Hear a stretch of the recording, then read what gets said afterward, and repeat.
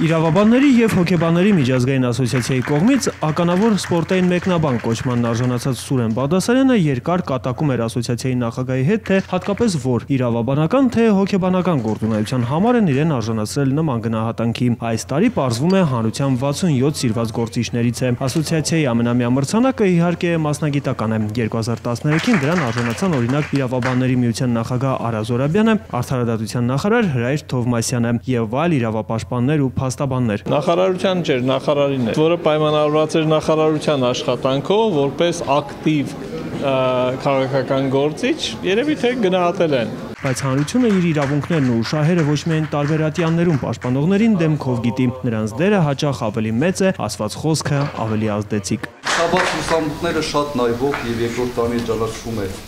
արժանանում մրցանակի որպես երկրի թիվ 1 թոք-շոու։ Շնորհավորում եմ անձնակազմին Ռաֆ Մուրադյան այստեղ է։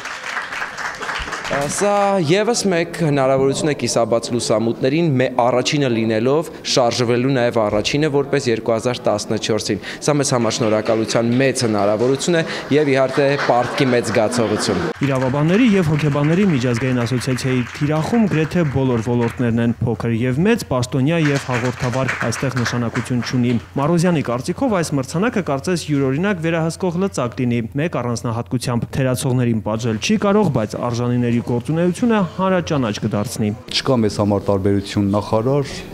ակտիվ հասարակական գործիչ կամ սովորական մարդ, բոլորը պետք է իր տեղում լինեն։ Սրանով մենք ոնց որ մի ճանապարհ ենք ցույց տալի, ինչպես կոնսոլիդացվեն։ Մենք մեկնարկեցինք նոր նախագիծ «Բան ու գործ» առաջին հայկական սոցիալական ռեալիթի շոուն, որտեղ մենք փնտրում ենք աշխատանք հասարակության եւ յուրաքանչյուր ներկայացուցչի համար։ Հրաչ Մուրադյանը վստահեցնում է 2014-ին էլ կիսաբաց լուսամուտների թիմը հեռուստադիտողների վստահությունը չի անտեսի, խոստանում են զարմացնել նոր անակնկալներով։ Արսեն Թումանյան, Վարդան Գրիգորյան, Փաստ լրատվական։